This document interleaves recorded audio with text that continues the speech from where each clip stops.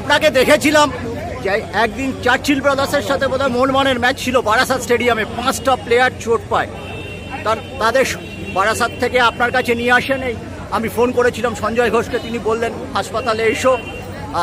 কতটা কঠিন ছিল, আর এখন এত সাপোর্ট স্টাফ আসছে, বিদেশি সাপোর্ট স্টাফ আসছে, তারা নতুন কি দিচ্ছে, এবং এইখানে আপনারা এতটা নিবেদিত প্রাণ ছিলেন। আপনার প্রতিমদা আপনিও আসুন, আপনাদের মতো লোককে আর দেখা যায় না। আপনারাও যেরকম সুব্রত ভট্টাচার্য আজকে নেই, বিশ্বজিৎ ভট্টাচার্য নেই, আপনারাও কিন্তু অনেকটাই ব্যাক ফুটে চলে গেছে। কি বলবেন এই ব্যাপারটা?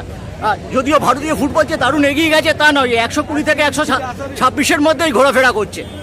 ভারতীয় ফুটবলের অগ্রগতি আমরা সবাই চাই, তার জন্য ইনফ্রাস্ট্রাকচারের ইমপ্রুভমেন্ট ভীষণভাবে দরকার, এবং ক্লাব ফুটবলের তরফে যে ইনফ্রাস্ট্রাকচারের ইমপ্রুভমেন্ট হয়েছে তাকে আমরা সবাই স্বাগত জানাই। নিশ্চিতভাবে যা ইমপ্রুভমেন্ট হয়েছে তার কোনো তুলনা হয় না। আই লিগের সময় আমরা অনেক প্লেয়ারদের নিয়ে অনেক সময় বিপদে পড়েছি, তাদের চিকিৎসার জন্য বিভিন্ন সময় বিভিন্নভাবে আমরা কাজ করেছি। তারপরে টিম অনেক এগিয়েছে। আমরা আজকে যে পরিস্থিতিতে তা অনেক পেশাদারিত্ব। আমরা তো সবাই, আমি ক্লাবের প্লেয়ারদের চিকিৎসা করার তো পেশাদারভাবে করতাম না, নিশ্চয়ই সেটা ক্লাবের সমর্থক, ক্লাবের মানুষ হিসেবে করতাম।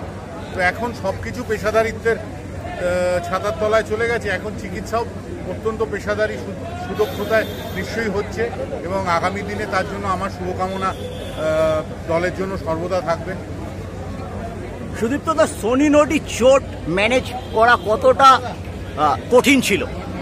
না, কঠিন বলতে সনি নটির একটা প্রিভিয়াসলি আগে ওর একবার অপারেশন হয়েছিল, যে অ্যান্টেরিয়র ক্রুশিয়েটটা আগে হয়েছিল সেটাতেই আবার চোট লাগে, এবং তখন আমাদের সামনে অনেকগুলো কঠিন ম্যাচ। সনি আমাকে বলে, doc, you make me fit for the match, I don't want to go for surgery right now. আমি ওকে বললাম, দেখো তোমার কিন্তু সনি ডেডিকেশনের কোনো জবাব ছিল না। সনি আমাকে পার্সোনালি বলেছিল যে ইভেন ইফ সামথিং গোজ রং, আমি পরে দেখবো, তুমি আমাকে এখন ম্যাচ ফিট করে দাও। এবং ওর ডেডিকেশন, ওর যে পরিমাণ রিহ্যাব এবং যেভাবে ও লেগেছে, 2 সপ্তাহ রেস্ট, এবং তারপরে সম্ভব ভালো রিহ্যাবিলিটেশনের পরে পরবর্তী ম্যাচে কামব্যাক করে, এবং সে বছর আমরা চ্যাম্পিয়ন হই। অনেক ধন্যবাদ সুদীপ্ত দা।